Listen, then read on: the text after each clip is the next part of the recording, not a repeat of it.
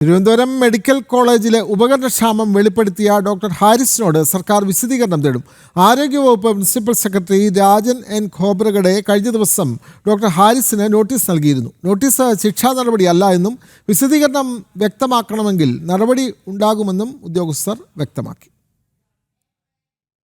Medical college ആശുപത്രിയിൽ ശസ്ത്രക്രിയ മുടങ്ങിയെന്നും അത്യാവശ്യ ഉപകരണങ്ങൾ പോലും ഇല്ലെന്നും വെളിപ്പെടുത്തൽ നടത്തിയ യൂറോളജി വകുപ്പ് മേധാവി CH ഹാരിസിനോട് സർക്കാർ വിശദീകരണം തേടും.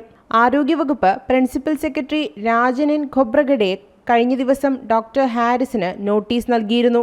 നോട്ടീസ് ശിക്ഷാ നടപടിയല്ലെന്ന് വിശദമാക്കിയ ഉദ്യോഗസ്ഥർ വിശദീകരണം ആവശ്യമാണെങ്കിൽ നടപടി ഉണ്ടാകുമെന്നും വ്യക്തമാക്കി. സംഭവത്തെക്കുറിച്ച് അന്വേഷിച്ച ഡോക്ടർമാരുടെ സമിതി നൽകിയ റിപ്പോർട്ട് അനുസരിച്ചാണ് വിശദീകരണം തേടുന്നത്.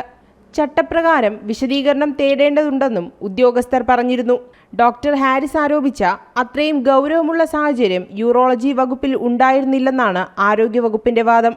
കഴിഞ്ഞ 28-ന് സമൂഹ മാധ്യമത്തിലൂടെയായിരുന്നു ഡോക്ടർ ഹാരിസിന്റെ വെളിപ്പെടുത്തൽ.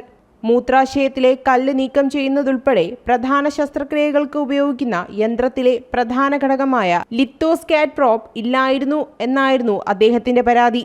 ഇതുമൂലം പലരുടെയും ശസ്ത്രക്രിയകൾ മുടങ്ങിയെന്നും വെളിപ്പെടുത്തിയ ഡോക്ടർ ഹാരിസ് മെഡിക്കൽ കോളേജിലെ നടപടികളെ മെല്ലെപ്പോക്കും വീഴ്ചകളും അക്കമിട്ട് നിരത്തിയിരുന്നു.